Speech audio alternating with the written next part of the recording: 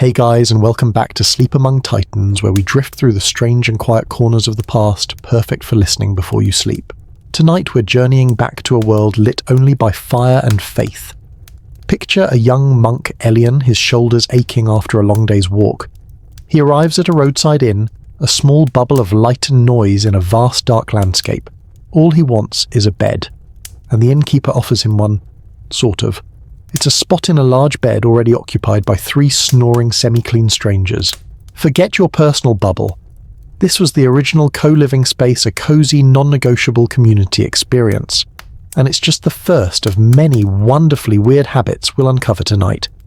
This single, awkward moment opens up their entire world, a place where privacy was the ultimate luxury, where they feared a hot bath more than the actual plague, and where putting a pig on trial in a court of law made perfect logical sense. So get comfortable. As you settle in, let me know in the comments where in the world you're joining me from tonight. It's always a quiet joy to see where these stories find you.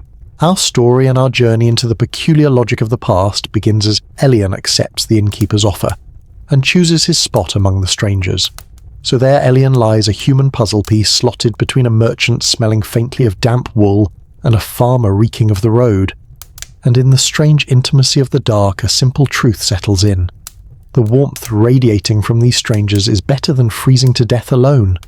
It wasn't luxury, it was a primitive form of central heating. It was survival. To understand their world, you have to understand their relationship with the night. For us, darkness is an inconvenience solved by a switch on the wall. For them, it was a physical presence.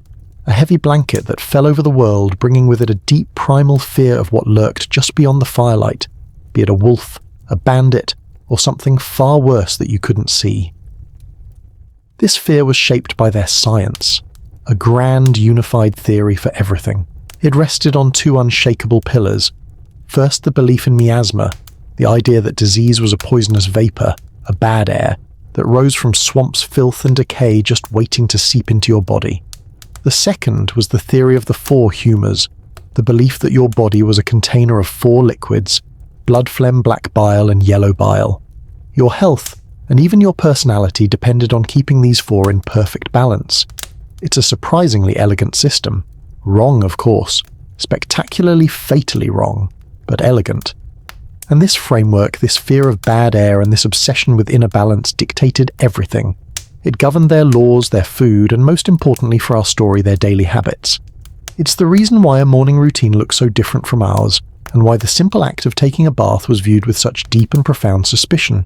The first hint of grey light filters through the inn's grimy window, painting a soft stripe across the dusty floor. The symphony of snores that had filled the night begins to falter, replaced by the occasional cough, a groan, the rustle of straw-stuffed mattresses. Morning has arrived. Elian untangles himself from the shared blanket, his movements slow and deliberate, trying not to disturb the human warmth he's leaving behind. He feels the chill of the room on his skin instantly. And as the inn slowly wakes around him, we get our first real glimpse into the practical, everyday consequences of that worldview we spoke of, that deep abiding fear of the air itself. You see, in our world, a morning routine is about renewal. It's the hot shower, the fresh-smelling soap, the feeling of washing away the night and preparing for the day. For Elian and everyone else in this room, the morning routine was not about renewal. It was about reinforcement. It was about checking the seals on the fortress of the body. A boy brings in a single wooden basin filled with shockingly cold water from the well outside. He sets it on a stool and a silent, informal queue begins. There is no jostling, just a weary patience. When a merchant has finished, he simply moves aside. There is no soap, no fluffy towel.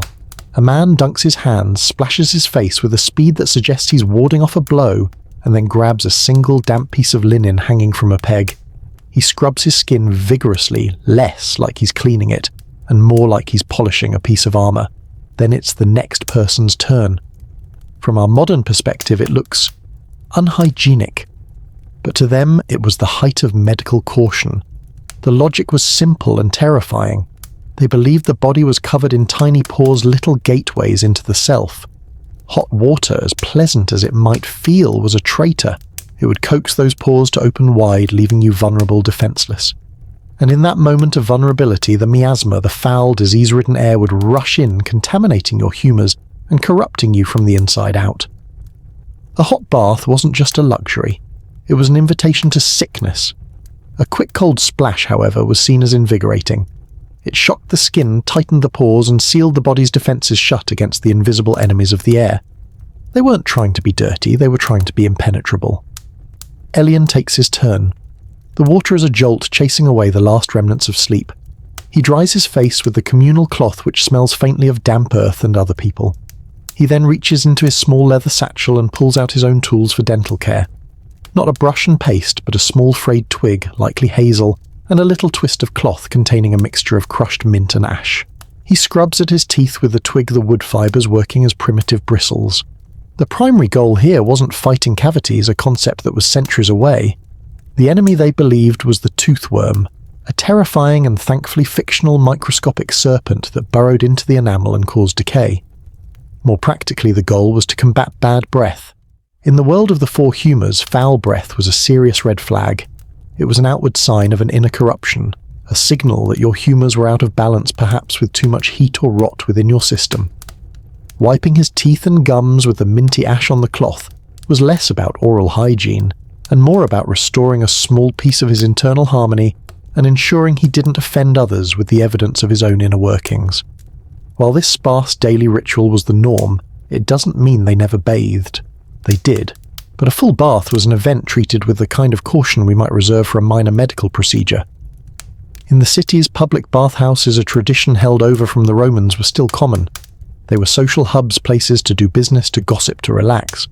But they also developed a reputation. They were seen as morally suspect places of decadence. And more importantly, they were seen as miasma hotspots. Imagine a large, steamy room filled with dozens of people, all with their pores wide open. To the medieval mind, it was a public health nightmare, a buffet for disease. And ironically, they were right, just for the wrong reasons. The shared water was indeed a perfect way to spread infections. For the wealthy, a private bath was a true luxury. A large wooden tub would be hauled into their chamber away from any drafts. Servants would bring bucket after bucket of hot water, often scented with fragrant herbs like rosemary, chamomile, or lavender. This wasn't just about getting clean. It was a prescribed medical treatment meant to soothe aching limbs or to balance a humour that was out of whack. A cold, phlegmatic person might be prescribed a hot, steamy bath to restore their inner fire. But even this was done with extreme care. After the bath, you would be wrapped immediately in warm, dry linens and put to bed, sometimes for hours, to rest, and allow your body's defences, your pores, to properly close again. So if washing was so risky, how did they manage the inevitable smells of life? The answer is that they didn't fight a war of elimination. They fought a war of escalation. The medieval world was a fragrant one, filled with the strong smells of wood smoke, livestock, sweat, and damp wool. Instead of trying to erase these odours, they simply tried to overwhelm them with something more pleasant. A wealthy person was a walking cloud of perfume. Men and women alike would carry pomanders, small perforated balls filled with ambergris musk and dried flowers, which they would hold to their noses in smelly streets. They tucked sachets of lavender and rose petals into their clothes. This wasn't just medieval air freshener, it was aromatic armour. A strong, pleasant scent was believed to actively repel the miasma. It was a shield made of smell. Elian, having finished his ritual, tucks his twig and cloth away. By the standards of his day, he is clean. His body is sealed, his breath is inoffensive, and he is fortified against the invisible dangers of the morning air. He has done what he can to maintain his small fortress of self in a world that sought to breach it at every turn. Now his stomach rumbles. He was clean-sealed and ready. Now he was hungry. But in a world where even washing was fraught with peril, you can imagine that sitting down to eat came with its own strange set of rules and rituals, starting with the plate, which, as he would soon be reminded, wasn't a plate at all. Having fortified his body against the invisible threats of the air, Elian now turns to a more immediate need. His stomach empty since the previous day's meagre lunch is making its presence known. He follows the scent of wood smoke and something savoury, a thick bubbling pottage, into the common room. The long rough trestle tables are already dotted with travellers, their shoulders hunched against the morning chill, their faces illuminated by the dancing firelight. This is the heart of the inn, a place of shared warmth and shared sustenance. Elian finds a space on a bench between a silent man wrapped in a heavy cloak and the farmer he shared a bed with. The innkeeper's wife, a woman with flour on her apron, and a no-nonsense expression moves along the table. She carries no stack of plates, no pottery bowls. In one hand, she holds a large ladle dripping with the thick, steaming stew. In the other, she carries a basket. From it, she pulls out thick, square slabs of dark bread, each one looking dense and heavy. She places one in front of each person, and with a swift movement slops a ladleful of the pottage directly onto its surface. This is Elian's breakfast, and this is his plate. This is a trencher. The word comes from the old French trancher, to cut or to slice. And that's exactly what it was, a slice of bread, typically a few days old, so that it was hard and stale enough not to fall apart under the weight of wet food. Forget washing up. This was the original disposable and edible tableware. Elian looks at his. He can see the dense, tight crumb of the bread, a dark rye. It's about the size of his hand and at least an inch thick. The hot pottage immediately begins to sink into it, creating a dark, moist circle in the centre, its steam carrying the scent of root vegetables and barley. The genius of the trencher was its practicality in a world where nothing could be wasted. A pottery plate could break, a wooden one could splinter and would need to be scrubbed. But a trencher... It served its purpose perfectly, acting as a small edible dam, keeping juices and grease from running all over the rough-spun tablecloth, or more often the bare wood of the table itself. It was a sponge and a plate rolled into one, and once the main meal was done, the trencher itself entered a second phase of its life. Now thoroughly soaked with the flavours of the meal, the gravy from a piece of roasted meat, the savoury liquor of the pottage, it became a desirable item in its own right, a trencher supper. If you were still hungry, you could simply eat your plate. But here is where this simple piece of stale bread reveals the complex soul of the Middle Ages. Its ultimate fate was a powerful statement of charity and social hierarchy. At a humble inn like this, the used trenchers might be collected and thrown to the dogs growling by the hearth, a small treat for them. But at a great lord's banquet, the trencher played a starring role in a piece of social theatre. The lord and his noble guests would dine on roasted peacock and venison, carving the choicest morsels on their trenchers. They would never eat the bread itself. That was beneath them. Instead, after the feast, all these juice-soaked, flavour-rich trenchers would be gathered onto platters and carried out to the gates of the castle. There the poor, the landless and the hungry would be waiting. This act of giving out the lord's used trenchers was known as the dole, and it was a fundamental part of the medieval social contract. It was a visible, tangible sign that the lord provided for his people. The trencher in that moment transformed from a humble plate into a symbol of power obligation and the rigid yet interconnected structure of their world. Elian, of course, is not at a lord's banquet. He is a simple monk on a journey. He takes a small wooden spoon from his satchel and begins to eat. The manners are as communal as the bed was. People dip pieces of the fresher, softer bread served alongside the trencher directly into the pottage. There are no forks, those were still seen as a strange, almost comically effeminate invention from Italy. You ate with a spoon, if you had one, your personal knife which you carried everywhere, and your fingers. The room is filled with the quiet, functional sounds of eating. It's not a refined experience, it's a refueling. The ale they drink, served in wooden tankards, is weak, but nourishing and certainly safer than the local water, which could carry any number of sicknesses they had no name for and no cure for. Elian finishes his pottage, leaving behind the dark, sodden bread plate. It has done its job. He is no longer hungry. He looks at the trencher, a small, edible record of his meal. He could eat it, but the pottage was filling enough. He sees a skinny dog, its tail giving a hopeful thump, thump, thump on the stone floor near the fire. With a small, quiet gesture, Elian pushes the trencher to the edge of the table. The dog inches forward and, with a grateful look, gently takes it in its mouth and retreats to its corner. A small act, a tiny link in the great chain of consumption and provision. The simple meal, the ale, the pottage, the bread plate had done its job, refilling what the cold morning had taken. It was all about balance. A balance of food and energy, just as their physicians believed in a balance of the humours within. And as he watched the innkeeper argue with a traveller at the far end of the table, a man who looked pale and was sweating. Despite the chill, Elian was reminded that when that all-important internal balance was lost, the proposed solutions could be far stranger and far more invasive than simply eating your own plate. Elian's small act of charity with the trencher goes mostly unnoticed, but his attention, like everyone else's, is drawn to the far end of the table, to the sick traveller. The man is slumped on the bench, his skin pale and clammy, a fine sheen of sweat on his brow despite the morning chill. His friends are hovering over him, their faces etched with a concern that goes deeper than simple sympathy. In a world without our medical safety net, sickness was a terrifying spectre. It was a sign that the delicate internal balance of the body had been catastrophically upset. The question now hanging in the air of the Smoky Inn was not if the man needed help, but what that help would or could possibly look like.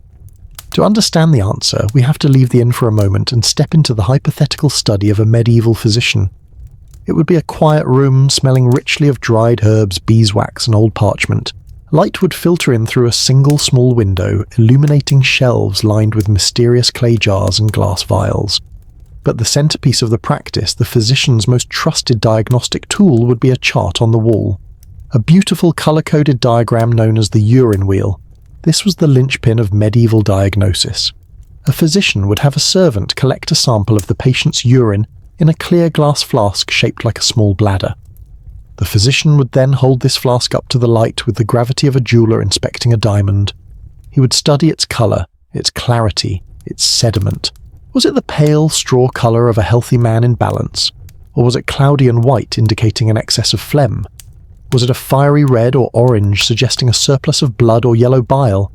Or was it a terrifying dark, almost black color? A sure sign that the cold, melancholic humor of black bile had dangerously overwhelmed the system. It was a wine tasting for the soul in a way. A deeply unpleasant, deeply serious wine tasting, where the physician might even note the scent to complete his diagnosis. For our traveller back at the inn, pale and sweaty, the diagnosis would have been swift, a dangerous excess of phlegm, the humour associated with winter water coldness and wetness. His internal ecosystem was flooded, and now the physician had to restore the balance. The most direct and most infamous method for this was phlebotomy or bloodletting. To us, the idea is barbaric. To them, it was pure logic. If the body has too much of something, you simply take some of it out. And since they believed all four humours were present in the blood, letting some blood was the quickest way to drain the surplus. It wasn't an act of random butchery. It was a precise scientific procedure. The physician would consult another complex chart, a vein man, which showed which veins were connected to which organs and which humours. To treat our traveller's phlegmatic condition, he might choose a vein in the arm, thought to be connected to the liver and spleen, the seats of the other humours, to encourage a system-wide rebalancing. The tool would be a lancet, a small sharp-pointed knife, or a fleamer tool with multiple blades of different sizes. The cut would be quick. The blood would be collected in a special bowl, often marked with lines to measure the exact amount being removed. The physician wasn't just guessing. He was prescribing a specific dose of blood loss, just as a doctor today prescribes a specific milligram of a drug. For more delicate or targeted work, he might use leeches, which were seen as a gentler way to draw out the bad blood from a specific area. It was their form of emergency intervention, a rapid recalibration of the body's entire engine. But not all medicine was so invasive. The physician's art was also deeply rooted in the natural world.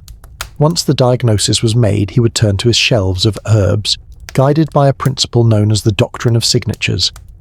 This was the beautiful poetic belief that God in his infinite wisdom had left clues in plants to tell humanity how to use them.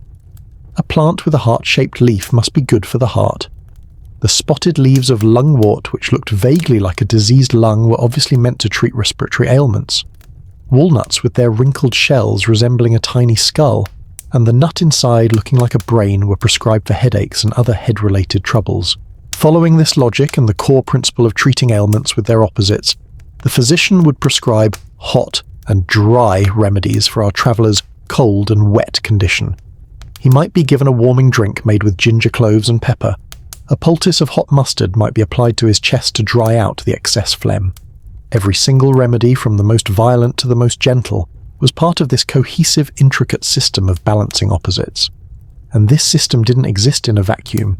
It was woven into the fabric of faith and cosmology. The physician would likely consult an astrological calendar. It was considered dangerous to let blood when the moon was in a certain sign.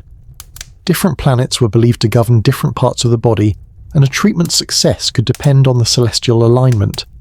A prayer would be seen as just as essential as a plaster. The physical, the natural, and the spiritual were not separate categories. They were all part of one grand interconnected reality. Back at the inn, Elian watches as the traveller's friends decide against sending for help, perhaps fearing the cost or the treatment itself. They simply lay him down on a bench near the fire, hoping its warmth will be enough to fight the coldness within him. Elian says a silent prayer for the man. He reflects on the immense intricate web of belief they had constructed to make sense of the body's frailties. It was their only defense against chaos, a desperate, brilliant attempt to apply logic and law to the very fluids that gave them life. And this profound desire for order, this deep-seated need to subject every part of existence to a set of rules and judgments, didn't stop with the illnesses of humanity. As Elian would discover in the next town on his journey, sometimes when things went terribly wrong, their search for justice and order would be aimed not at a person, but at an animal. Elian leaves the inn, and the memory of the sick traveller behind, continuing his journey on foot. The road unspools before him, a ribbon of mud and stone winding through fields and forests. A few days later, he arrives in a small but bustling market town, or rather, what should have been a bustling market town. Today the usual cheerful chaos of commerce is absent. The stalls are mostly empty. Instead, a solemn crowd has gathered in the main square, their faces a mixture of grim fascination and civic duty. Elian, drawn by the strange gravity of the scene, makes his way through the people to see what holds their attention. It is not a preacher, nor a travelling player. It is a makeshift courtroom. And in the defendant's dock, looking profoundly confused, is a very large pig. This was not a piece of street theatre. It was a formal legal proceeding. The pig stood accused in all seriousness of a capital crime, having wandered into a villager's home and fatally wounding an infant left in a cradle. A horrific, tragic accident born of a world where people and livestock lived cheek by jowl. But in the medieval mind, an accident was rarely just an accident. It was a rupture in the moral fabric of the universe, and that rupture had to be repaired through the proper channels of the law. The pig, for its part, offered no plea. It snuffled around the hay-strewn pen, occasionally letting out a grunt, which could have been interpreted as a confession, a denial, or simply a comment on the quality of the hay. The court, however, proceeded with the utmost gravity. This was not mob justice. It was an attempt to prove that the rule of law, and by extension God's law, applied to all of creation. They believed that when God gave Adam dominion over the animals, that dominion included moral and legal responsibility. An animal that killed, stole, or damaged property had committed a sin, and it had to be held accountable to restore the cosmic balance. To ensure this, the proceedings mirrored a human trial with a surreal precision. The pig had been formally arrested and held in a cell fed at the town's expense pending its trial, and in one of history's most wonderfully bizarre legal quirks, the animal was often assigned a lawyer. Bartholomew Chassenny, a 16th century French lawyer, famously made his name as a brilliant defense attorney for a group of rats who were on trial for destroying a barley crop. We can imagine the pig's lawyer, a young earnest man eager to make a name for himself, standing before the magistrate. He might call witnesses to attest to the pig's otherwise good character. He could argue for mitigating circumstances. Your Honour, he might proclaim, my client, a pig of simple needs and simpler thoughts, was lured into the cottage by the irresistible aroma of cooking vegetables. It was not malice but appetite that led it astray. And as for the tragic events that followed, might I suggest that the child with its loud crying provoked my client in a manner it could not comprehend. He could argue the pig was of unsound mind, or even a victim of demonic possession. The arguments were often ingenious and always deadly serious.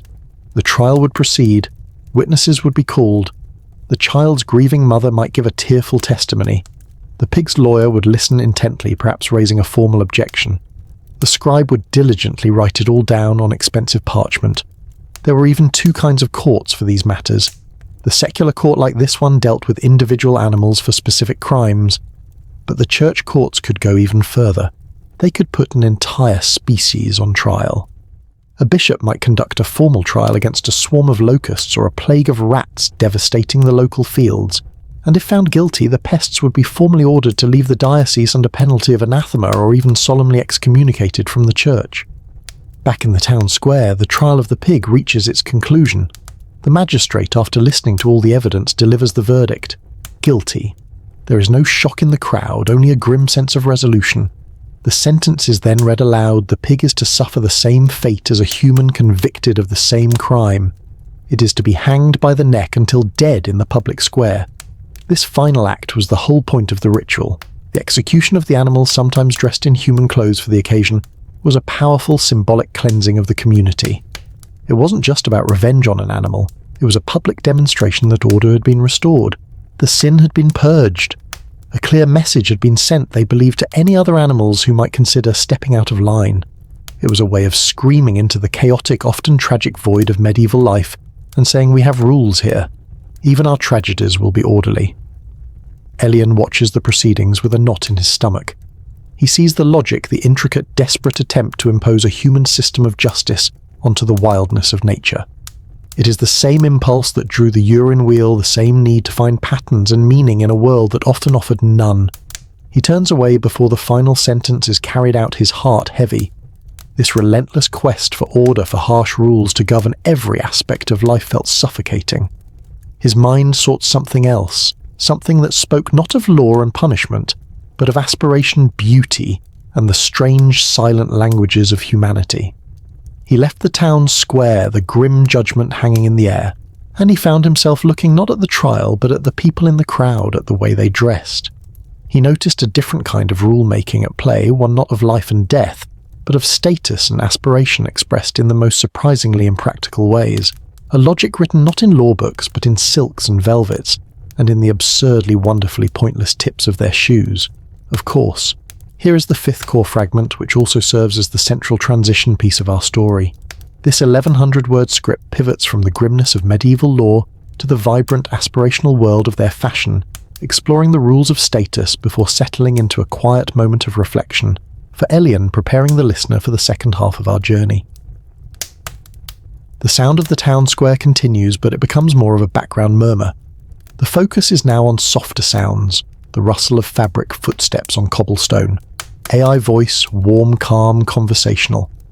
Elian turned his back on the grim theatre of the trial, a profound weariness settling deep in his bones. The law, with its rigid pronouncements of guilt and innocence, felt like a cage built of words. He needed to see a different kind of human expression, something not about punishment, but about aspiration. And so he began to watch the crowd, not as a collective, but as individuals, and he started to notice the other set of laws governing their lives, the unspoken visual grammar of fashion. His eyes fell upon a man who was clearly of some importance, a wealthy merchant perhaps, or a courtier's son. And Elian knew this instantly, without a word being exchanged, because of his shoes. They were long and pointed, exquisitely crafted from soft dyed leather. The tips, the poulaines, extended a good 6 inches beyond his actual toes, ending in a sharp, delicate point. This wasn't just a shoe, it was a declaration. It was a walking piece of sculpture that announced to the world, I am so successful, so far removed from the mud and mire of common labour, that I do not even need to walk properly.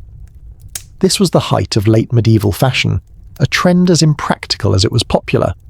For the highest nobility, these points could extend even further, a foot, sometimes 2 feet long, so absurdly long they had to be stuffed with moss or whalebone to keep their shape. Sometimes a delicate silver or gold chain would run from the tip of the shoe up to a garter below the knee, simply to keep the wearer from tripping over his own status symbol. Imagine that. Imagine your shoes requiring their own leash. It was the absolute pinnacle of conspicuous consumption, a clear if wobbly signal of one's place in the world. And this wasn't just a matter of taste or personal flair. This was law. Elian was witnessing the daily enforcement of sumptuary laws, a complex web of regulations designed to keep the social hierarchy visible and rigid. In an age where a new wealthy merchant class was beginning to rise, the old aristocracy grew anxious. If a baker's wife could afford the same dress as a duchess, how would anyone know who was who? How could order be maintained? The solution was to legislate luxury. These laws dictated with painstaking detail who could wear what. Only royalty might be permitted to wear cloth of gold or the incredibly expensive purple dye made from sea snails. Ermine, the pristine white fur from a stoat's winter coat, was reserved for the highest ranks of nobility and royalty. A merchant might be legally forbidden from trimming his cloak with it even if he had the money. The rules could be incredibly specific, limiting the number of buttons on a tunic, the height of a hat, and yes, the length of a shoe's point. A common man's poulaine might be legally limited to 6 inches, a knight's to 1 foot, and a prince's to 2 feet. Imagine having to get a ruler out to check if your new shoes were street legal. It was a system designed to make every person a walking billboard for their social rank. Elian's gaze drifted to the women in the crowd who were subject to their own set of aspirational rules. The ideal of female beauty was strikingly different from our own. The fashionable silhouette was a distinct S-shape created by gowns with very high waistlines that emphasized a gracefully rounded stomach, a symbol of fertility. Above this, the focus was on the head and face. A high, clear forehead was considered the height of beauty, and noble women would often pluck their hairlines and eyebrows to achieve this coveted look, and upon these carefully curated heads sat the hennin. This was the iconic cone-shaped hat, a fairy tale spire of buckram and silk that could rise a foot or more into the air. A long, delicate veil often floated from its peak, trailing down the wearer's back. Like the poulaines, the hennin was a masterpiece of impracticality. A lady of status would have to tilt and turn sideways to navigate a doorway. It was a constant, delicate performance of grace and inconvenience, another unmistakable sign that she lived a life entirely removed from physical labour. Even the colours they wore spoke a language of wealth and status. The common folk, like the farmer from the inn, were dressed in the colours of the earth, russet browns, murky greens and faded yellows from simple cheap plant dyes. But the wealthy were a riot of expensive colour, a vibrant scarlet red painstakingly derived from thousands of crushed kermes. Insects screamed wealth. A deep royal blue or a rich glossy black which required complex and costly dyeing processes were signs of sophistication. Every choice was a calculation, a broadcast of identity. Elian sat on the stone steps of the town church, pulling his simple undyed brown wool robe a little tighter around him. His own clothing was a statement too, but one of rejection. His habit signified his removal from this frantic competition of status and display. He was an observer, an island of plain wool in a churning sea of scarlet green and gold. He watched the man with the long shoes greet a woman in a tall hennin, their meeting a silent, complex negotiation of rank and appearance. The law of the court and the law of the wardrobe both felt like cages, intricate and demanding. A deep weariness settled over him, a longing for something simpler than law and grander than status. He closed his eyes, the murmur of the town fading the image of the judged pig and the judged nobleman blurring together. His thoughts drifted away from these public performances, turning inward toward the quiet, universal mysteries that no law could govern and no fashion could express. He thought of the solemn private contracts people made with each other, not in a courtroom or a market square, but in the hushed moments of their lives, the mysteries of the human heart of love and marriage. Elian sat on the cool stone steps of the church, the sun a pleasant weight on his shoulders. Here in the quiet shadow of the sanctuary, the noise of the world seemed to recede. The grim finality of the courtroom, the competitive rustle of silk and velvet, the anxious chatter about sickness and cures, it all faded into a low, distant hum. This moment felt like a pause, a caesura in the long, rambling poem of the day. He closed his eyes and let his mind drift back over the strange landscape he had travelled through. He thought of the inn and the cautious way people seal their bodies with a splash of cold water, building a fortress against an invisible enemy. He thought of the trencher, the stale bread plate that was not just a dish, but a complex tool of charity and social order. He pictured the physician's chart, a beautiful logical map to the body's internal chaos. He saw again the pig in the dock, a bewildered participant in humanity's desperate need to impose its laws onto the wilderness. And he saw the pointed shoes, a silent, shouting measure of a man's worth. He realized they were all part of the same story. Every habit, every ritual was a carefully constructed wall against chaos. They were systems, frameworks, intricate cages of logic and tradition, built to contain a life that was frighteningly unpredictable. They were the external armour people wore to face the world, but as he sat there feeling the solid stone beneath him, a different kind of curiosity began to stir. If all that was the armour, what of the person inside? What were the thoughts and feelings that couldn't be legislated by sumptuary laws or diagnosed by a urine wheel? What happened in the quiet spaces between the grand public rituals? His thoughts drifted from the loud pronouncements of the courtroom to the quiet whispers of the heart. He saw a young couple, a cooper's son and a baker's daughter, pass by in the square below, their hands brushing for a fleeting, deliberate moment. In a world where marriage was so often a contract of property and alliances, a formal joining of two families, what did love actually look like? Was it a secret, tender language spoken only when the world wasn't looking? A small, wild plant growing in the cracks of a stone wall. He heard a sudden burst of laughter from a nearby tavern, raw and unguarded. It made him smile. What made these people laugh? What were their jokes, their songs, their stories? When they weren't bracing for the plague or executing a pig, what did they do for simple, uncomplicated joy? How did they entertain themselves and each other through the long, dark nights? He leaned back his head, touching the ancient wooden door of the church. He could feel the deep, resonant power of the formal faith within its walls.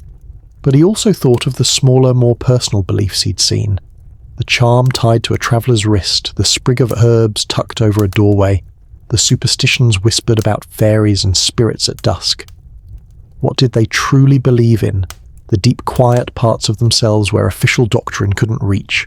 The sun shifted its light, catching the dust motes dancing in the air. Time here wasn't a ticking clock, but a slow, creeping shadow. He thought again of the shared bed at the inn, the easy lack of privacy. It made him wonder if they even had a concept of a private life of a self that was separate from the community. A sense of peace settled over him. The weariness he had felt before was replaced by this quieter, deeper curiosity. He had been watching the grand, noisy stage play of medieval life. Now he felt a pull to explore the quieter rooms backstage. And so, as we sit here with him in this peaceful moment, let us also take a breath. The first part of our journey is over. Now we follow Elian as he turns his gaze inward to explore the more intimate and perhaps even stranger corners of the past. Elian remained on the church steps, the image of the young couple lingering in his mind. That fleeting, simple touch of their hands seemed to hold more mystery than all the pointed shoes and solemn legal proceedings in the town square. It was a small spark in the vast, formal machinery of medieval life. It made him wonder about the contracts of the heart and how they survived in a world that seemed determined to govern everything with contracts of ink and parchment. Where in this rigid world of duty and property did something as wild and unpredictable as love find a place to live?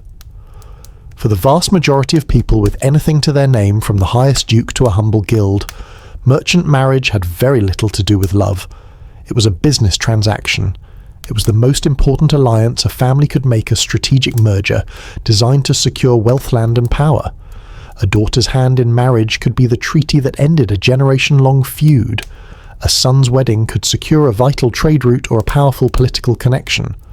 The bride and groom were often the least important people in the room during the negotiations, their personal feelings a minor, if not entirely irrelevant consideration.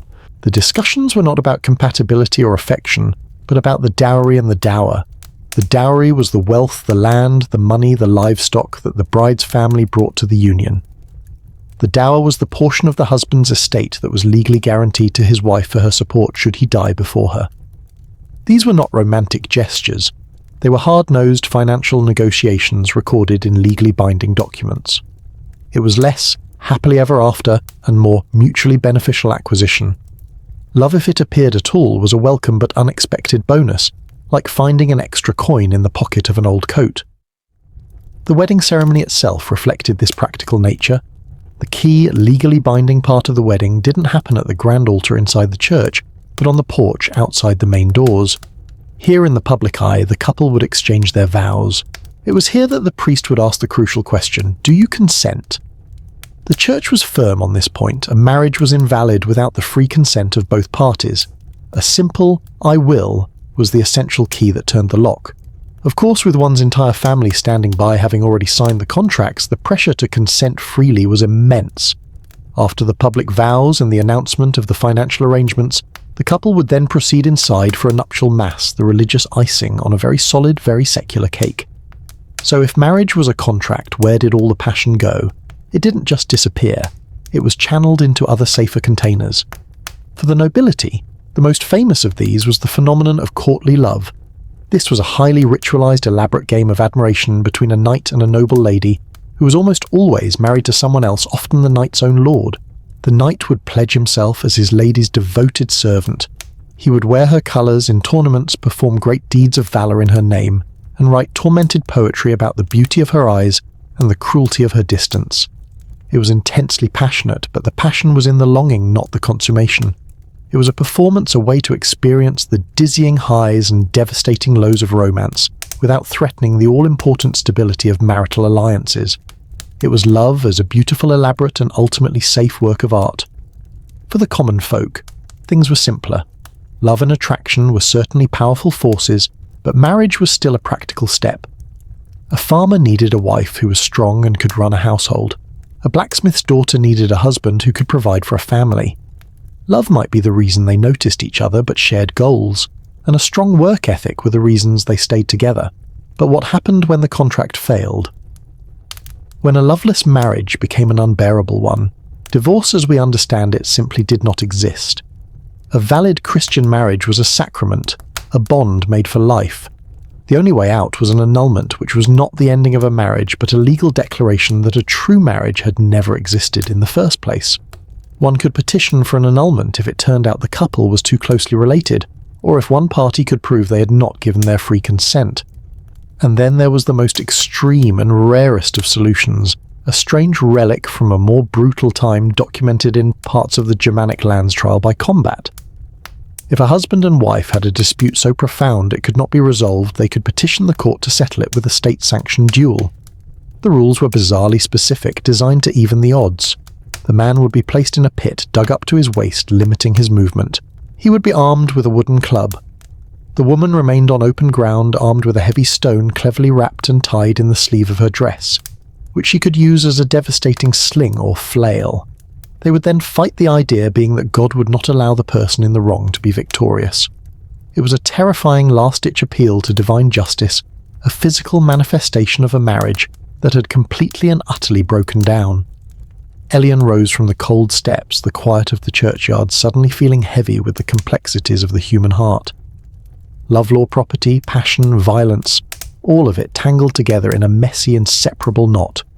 He understood then that life for these people was a constant, exhausting negotiation between the rigid contracts they signed and the wild, unpredictable feelings they felt. It was a heavy burden to carry. No wonder then that they sought release. No wonder they craved moments of pure, uncomplicated joy, of stories and songs and laughter that could for a little while make them forget the weight of their vows and the complexities of their lives. A different kind of performance was needed, he thought, one not held in a courtroom or on a church porch, but on a makeshift stage in a noisy tavern, fueled by ale and a deep collective need to simply be entertained. The weight of his thoughts on contracts and courtrooms, love and the law seemed to settle in Elian's shoulders. He felt an old man's weariness in a young man's bones. The quiet of the churchyard no longer felt peaceful but empty. He needed a reminder of a life of simple, uncomplicated existence. He was drawn by a sound that is the same in any century, the sound of laughter spilling from the open door of a tavern. He stepped inside into a wall of warmth, noise and humanity. This was the other heart of the community. If the church was its soul, the tavern was its roaring, beating heart. The air was thick with the smell of a roasting meat, spilled ale and damp wool drying by the massive hearth. Here the day's rigid hierarchies seemed to soften. A blacksmith could share a bench with a weaver. A farmer with a tanner, all of them equals in their thirst and their need for company. Entertainment here was simple, born of the moment. On one table a pair of men were hunched over a game of 9 men's Morris, its board a permanent grid of knife scratches in the wood. In a corner, a group of off-duty guards were playing a rowdy game of dice, their curses and cheers punctuating the general din. But tonight, there was something more. A troupe of travelling performers, jongleurs had arrived, and the tavern was buzzing with anticipation. They were a colourful ragtag group, their clothes a patchwork of bright, faded colours. These were the living, breathing media of the age. They brought news, songs, stories, and most importantly, a temporary escape from the drudgery of everyday life. The performance began. A man with a lute sang a long, epic ballad about a knight's quest, his voice filling the room with tales of dragons and damsels. The crowd was silent, captivated. Then a woman began to tumble and juggle, her movements impossibly fluid. She tossed knives into the air, catching them with a nonchalant grace that drew gasps from the audience. The mood then shifted to broad comedy. One of the jongleurs, a man with a wonderfully expressive rubbery face, began a silent routine portraying a pompous nobleman trying to navigate a muddy street, his every delicate step leading to a more disastrous muck-covered fall. The tavern erupted in laughter. This was the core of their humour, physical, obvious, and aimed squarely at the vanities of the powerful. Their sense of humour was far more earthy and robust than our own. They delighted in jokes and stories about the body and all its functions, stories that would make us blush, but to them were just a hilarious reflection of the messy reality of being human. A highlight of any great feast and a perfect example of their love for spectacle was the subtlety, a special dish designed to amaze. The most famous of these was the surprise pie. A cook would bake an enormous pie crust, a coffin as it was called, and then just before serving a small hole would be cut and live birds like blackbirds would be placed inside before the lid was sealed again. The great pie would be brought to the table, and when the host ceremoniously cut into it, a cloud of frantic chirping birds would erupt from the crust flying around the great hall. It was chaos, it was a mess, and it was considered the absolute height of entertainment. There was a darker side to their laughter too. They found things funny that we would find deeply unsettling. The public stocks where a petty criminal would be locked up for a day to be pelted with rotten vegetables and insults was a form of family entertainment. The village fool, a figure who may have had a genuine learning disability or mental illness, was often the butt of cruel, endless jokes. In a world where life was so often cheap, brutal and short, the line between comedy and cruelty was very thin indeed. Laughter was a weapon, a shield, and a way of coping with a constant, low-level hum of suffering. Perhaps the strangest and most profound example of their relationship with laughter was the annual Feast of Fools. For one day a year, usually around New Year's, the entire social and religious order was turned completely on its head in a festival of sanctioned chaos. The common people would elect a Lord of Misrule to preside over the town. In the churches, the lower clergy would take over. They would wear their sacred vestments, inside out burn old sandals in the censers, instead of incense sing bawdy songs from the pulpit and eat sausages at the altar. It was a day of absolute joyful blasphemy, and the authorities allowed it because they understood it was a necessary safety valve. It was a way for the common person to laugh at the very structures that oppressed them, to mock the powerful, without fear of reprisal. By allowing one day for the world to go mad, it ensured the other 364 days remained orderly. The jongleurs' performance in the tavern ended. The applause was thunderous, the performer's collection hat quickly filled with small coins. The laughter died down not into silence, but into a warm, contented hum. Elian, sitting in his quiet corner, felt the lightness in the room. He saw how vital these moments were, a necessary release, a communal breath of fresh air in a life that could be incredibly suffocating. But as he listened to the lingering melodies of the lute, he also noticed a common thread running through the heroic songs, the bawdy jokes, and even the simple games of chance being played with the dice. It was the ever-present sense of an unseen world, a world of luck, of fate, of saints and demons, of God's will and dark magic. It wasn't just entertainment. It was a reflection of a deeper, more pervasive belief system that touched every single aspect of their lives, from the crops in the field to the charms they clutched tightly in their pockets. The warmth and laughter of the tavern eventually faded as the patrons one by one drifted out into the deep, profound darkness of the night. Elian followed the cool air, a welcome balm on his face. He watched them go, small, solitary figures swallowed by the shadows, and he thought about what they carried with them. It wasn't just the memory of a song or the warmth of ale.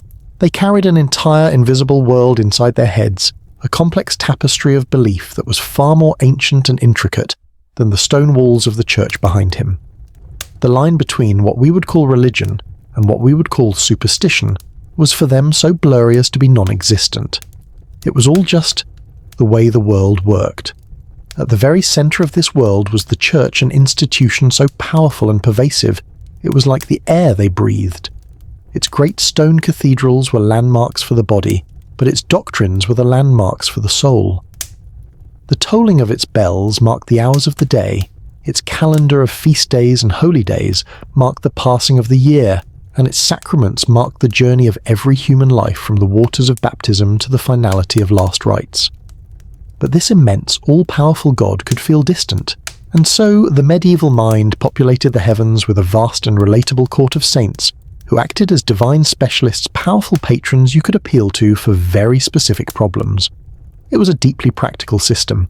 If you were about to set off on a journey, you would of course pray to St. Christopher, the patron saint of travellers. If you lost your keys, you would send a desperate plea to St. Anthony of Padua. A blacksmith would have St. Eloy as his patron, a scholar St. Jerome.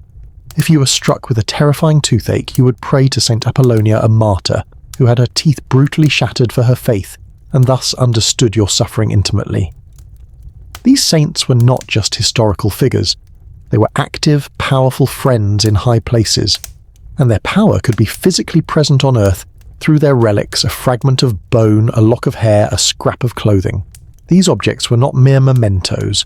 They were believed to be conduits, tangible hotspots of divine power, and people would travel hundreds of miles on arduous pilgrimages just to be near them. But the world outside the church walls, the wild landscape that Elian journeyed through, was populated by other forces older and more ambiguous. This was not a world of empty forests and silent fields. Every grove, every stream, every ancient hill was alive. This was the realm of the good folk, or the fairies. These were not the tiny glittering sprites of later stories. They were a powerful, proud, and dangerous race of supernatural beings living in a parallel kingdom that sometimes brushed up against the human world. You had to be careful. You never pointed directly at a fairy mound. You might leave out a bowl of cream or milk at night to appease them, and you never ever spoke their name directly for fear of drawing their attention, hence the euphemisms like the gentry or the good folk. The deepest fear was that of the changeling, the belief that fairies might steal a healthy human baby from its cradle and leave one of their own sickly wizened infants in its place. This enchanted landscape was also haunted by the dead. Ghosts were a real and terrifying possibility, souls who could not rest because of an unpaid debt, an unconfessed sin, or a violent death. They might appear to demand justice or simply to wander the roads at night, a chilling reminder that the barrier between life and death was thin and permeable. And to navigate this world so alive with powers both holy and menacing, people relied on a vast arsenal of practical magic. This wasn't the high magic of wizards and spellbooks, but small everyday rituals and charms to tip the scales of fate. A traveller like Elian would see them everywhere. A knight might carry a special stone, an eagle stone, to make him brave in battle. A pregnant woman might wear a birthing girdle, a long scroll of parchment with prayers and magical words written on it to protect her in childbirth. A simple stone with a natural hole in it found by a river became a powerful amulet against witchcraft. A dried toad sealed in a bag and worn around the neck was thought to be a potent defense against the plague. Their daily lives were woven with these rituals. A farmer planting his crops might say a prayer to a saint, but he would also bury an egg in the first furrow to ensure fertility. Church bells were rung during thunderstorms, not just to call people to prayer, but because the sacred sound was believed to physically break up hailstorms in the sky and drive away the demons that were thought to delight in the chaos of the storm. Spitting was a common way to ward off the evil eye or seal a bargain. Every aspect of life, from farming to fishing to falling in love, had its own set of these small hopeful rituals. For Elian, a man of the church, this was not a contradiction. He was trained in the formal theology of God and his saints, but he'd grown up in this world and he understood its deeper grammar. A prayer to the Virgin Mary for a safe journey, and a charm made of St. John's wort to ward off evil spirits were not opposing forces. They were two different tools from the same toolbox, both used to navigate a life that felt constantly buffeted by unseen forces. The folk beliefs were not a rejection of God. They were the deep, tangled ancient roots from which the great tree of the formal faith grew. He finally stepped away from the tavern and the town out onto the dark road, the world feeling different now. It was not empty. It was full humming with a silent, invisible energy, both sacred and wild. He looked up at the vast, silent tapestry of the night sky, at the moon, and the stars that govern the tides, the harvests, and the fates of men. He felt the slow, immense rhythm of the universe, a time measured not in minutes or hours, but in seasons and holy days. And it made him think of how differently they lived within that time. In a world without clocks ticking on every wall, a world where the night was a vast ocean of shared darkness, what did it even mean to have your own time, or for that matter, your own space? Elian walked on under the vast silent bowl of the night sky. The moon, a sliver of silver, offered little light, but the stars were a brilliant scattered dust of diamonds, more vivid and numerous than any modern city dweller could imagine. He looked up at them not just as distant points of light, but as the hands on a great cosmic clock. This celestial time, ancient and slow, was the true time of his world, and as he walked he began to meditate on the very rhythm of life and how different it was from a world that would one day be governed by the relentless ticking tyrant of the clock. In Elian's world, time was not a uniform abstract quantity to be measured and sold. It was a living, breathing thing, a quality, not a quantity. The primary clock was the sun. The day was divided not into 24 hours, but into a series of visual events. There was sunrise, then mid-morning when the sun had climbed higher, then noon when it stood directly overhead, then mid-afternoon as it began its descent, and finally sunset. Time was a place in the sky. A journey wasn't 3 hours long. It was from sunrise to noon. A task didn't take 45 minutes. It took while the morning is new. Time was inseparable from the natural world. The second great clock of their lives was the church. From every monastery, church and cathedral, the tolling of the bells marked out the day with the rhythm of prayer. For a monk like Elian, this was the framework of his entire existence. Matins before dawn, lauds at sunrise prime, in the early morning, terce sext and nun marking the middle of the day, vespers at sunset, and finally compline the last prayer before the great silence of the night. This rhythm of prayer, God's time, spilled out from the monasteries and into the towns and fields. A farmer would know it was time for his midday meal not by looking at a watch but by hearing the bell for sext ringing from the distant priory. Living in this world meant you inhabited time differently. There was no concept of the minute no second hand sweeping away your life. Without such small precise units, the anxious modern feeling of wasting time was largely absent. Time wasn't a resource to be managed and optimized.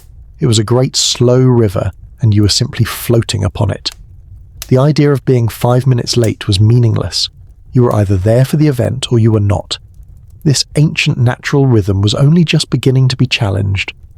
In some of the larger, wealthier cities, a new kind of time was being born. The first mechanical clocks were appearing, huge, wondrous contraptions of iron gears and weights, installed in public clock towers.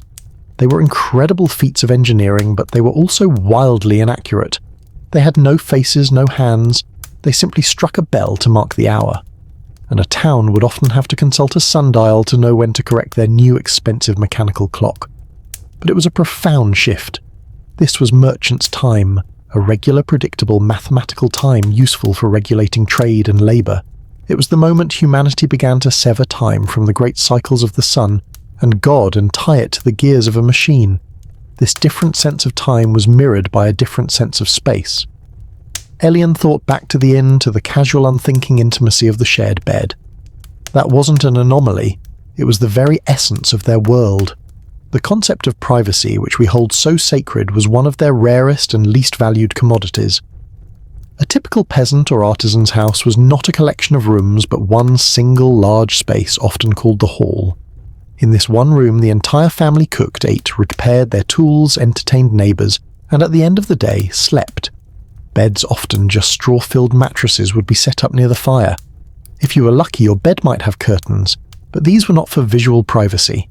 They were for trapping warmth and keeping out drafts. This single, smoky, crowded room was the entire world for most people. Even for the fabulously wealthy, true privacy was an alien concept. A lord in his castle did not have a bedroom in our sense of the word. His chamber, the solar, was also his office, where he conducted business, his reception room where he met with petitioners, and his dining room for private meals. It would be bustling with servants, scribes, family members, and political allies from dawn until dusk. At night, he and his lady would sleep in their grand curtained bed, but it was almost certain that trusted servants would be sleeping on pallets on the floor at the foot of their bed, ready to be called upon at a moment's notice.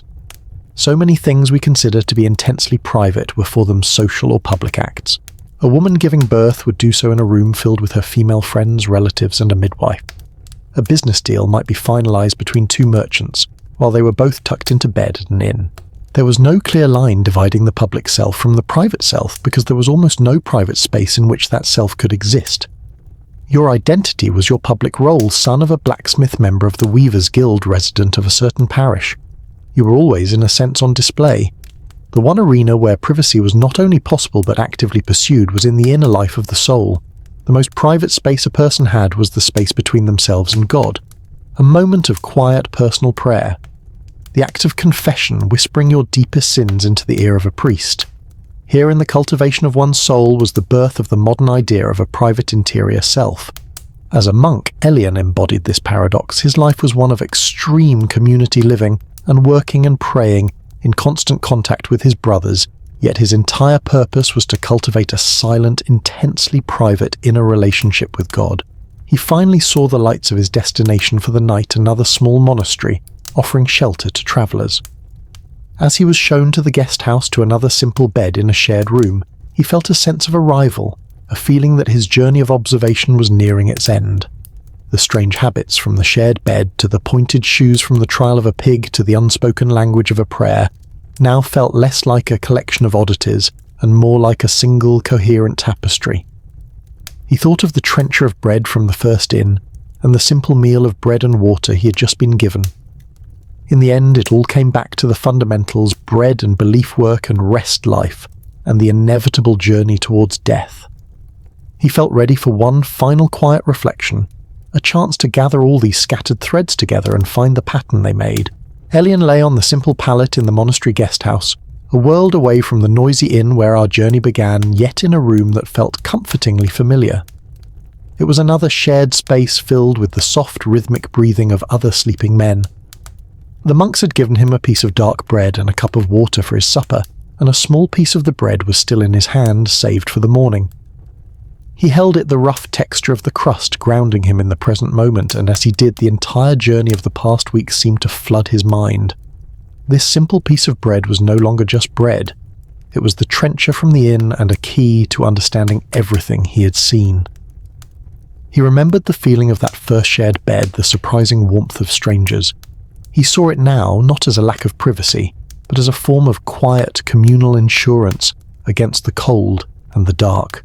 He remembered the hurried cold water wash and saw not a lack of cleanliness, but a desperate act of self-defense against an invisible airborne enemy. It was all about survival. He thought of the physician holding a flask of urine to the light, and the judge presiding over the trial of a pig. On the surface, one was medicine and the other was law, but he now saw they were the same impulse. They were noble, intricate, and deeply flawed attempts to impose a human system of logic and order on the terrifying randomness of biology and tragedy. They were trying to write sensible rules for a world that so often refused to make sense. His mind drifted to the man with the absurdly long shoes and the woman with the towering hennin. He no longer saw just vanity, but a kind of vulnerability. He saw the deep human need to belong to no one's place, and to have that place be seen and acknowledged by others. It was a language of status as rigid and demanding as the marriage contracts that bound people together in alliances of property and bloodline. Beneath it all, he sensed the secret, tender language of the heart fighting for air. And he remembered the laughter in the tavern, the raw, explosive joy of people who needed a release from the constant pressure of their lives. The songs and the silly jokes were not just entertainment, they were medicine just as vital as any herbal poultice. They were a way to rebalance the soul, just as the physician tried to rebalance the body. And woven through it all, from the tavern songs to the farmer's field, was the quiet hum of the unseen world. The prayers to the saints, the charms against bad luck, the belief in forces both benevolent and malevolent. It was the spiritual mortar that held the bricks of their reality together, giving meaning to hardship and a sense of control in a world where they had very little. The next morning Elian rose before dawn. His own monastery, his final destination, was now only a day or two's walk away. He was given another piece of bread to break his fast. As he stepped out of the monastery gates into the cool grey mist of morning, he saw a figure huddled by the road, a poor wandering friar. His robes ragged, his face thin with hunger. In the past, Elian might have given a simple blessing and walked on. But something in him had shifted. He was no longer just a passive observer of this world's customs. He reached into his satchel, took out the piece of bread he'd saved for his own journey, and walked over to the man. He offered it without a word. The friar looked up, his eyes widening in surprise and then softening with gratitude. He took the bread, his rough hand brushing Elian's, and gave a simple, solemn nod. That was all. Elian nodded back and walked away. The small act, a quiet echo of the trencher, given as arm, settled in his heart. He felt as though he had finally understood the lesson, not with his mind, but with his hands. He stood on the road and looked toward the horizon. The world before him was the same landscape of fields and forests, but he saw it with new eyes. It was no longer a collection of strange people with strange habits. It was a world of human beings doing their absolute best to live with courage and ingenuity in the face of fear, uncertainty, and death. Their map of reality was different from his, their tools were cruder, but their fundamental journey was the same. With a sense of peace he hadn't felt when he started, he turned his face toward home and began to walk, his simple brown robe melting into the morning mist. And so we leave him there, a lone figure on a long road, his heart a little heavier with knowledge, but his soul a little lighter with understanding. He walks on into his own time, leaving us here in ours. The story of his journey is over, but the echoes of his world remain. The quiet logic, the strange beauty, the desperate hope. And as you lie here now on the very edge of sleep, we can begin to gather these soft echoes together and find our own peace within them. And so we gather the soft echoes of Elian's world here in the quiet of your room. The story is over. The past is now just a gentle murmur, a story that has been told, and its only job now is to help you let go. Let the memory of that shared bed in the cold inn dissolve. You're not there. You're here in your own space, safe and warm. Let the feeling of the rough, stale trencher fade from your mind. Your hunger is satisfied, and your plates can wait until morning. Release the strange, anxious logic of the physician's chart. There is no need to balance your humours tonight. Your only task is to find the simple, easy balance of rest. Let the sound of the pig's surreal trial fall silent. There are no judgments here, no verdicts to be read, only the quiet, unconditional peace of the approaching night. Allow the image of the pointed shoes and the towering hats to walk away into the mist. There is no status to perform, no one to impress. You are wonderfully simply yourself. Let the heavy, complicated contracts of love and marriage be filed away in the archives of the past. The only contract you have now is with sleep, and its terms are simple: close your eyes and rest. Let the raucous laughter of the tavern soften to a distant hum and then to silence. Let the feel of the lucky charm clutched so tightly in a traveller's hand finally release its grip. That world was so full of fear. Fear of the air, of sickness, of the dark, of divine judgment, of chaos itself. Every strange habit we witnessed was a shield, a carefully crafted defence against a world that felt hostile and uncertain. It was a constant, exhausting effort to survive, but that effort is not yours to make tonight. Feel the air in your room. It is still and clean and safe to breathe. Feel the warmth held by your blankets. It is a simple, effortless comfort, a gift of the modern world. Feel the deep and profound privacy of this space. No one will intrude. No duties are required of you. This time and this space belong only to you. Their world was a struggle for order. Your world right now is one of peace. Their habits were a shield against the terrors of the night. Your blankets are your only shield now, and they are more than enough. So let the last echoes of that distant time fade completely away. Let them become like the faint, faraway stars Elian watched, interesting to look at, but too distant to touch, too faint to disturb your peace. There is nothing left to analyze, nothing left to understand. There is only the gentle weight of your body sinking into the mattress, only the soft, heavy comfort of your blankets, only the easy, natural rhythm of your own breathing, in and out. The past is a vast and quiet country. You have been a good and gentle visitor, and now it is time to come home to the even quieter country of your own, deep and peaceful sleep.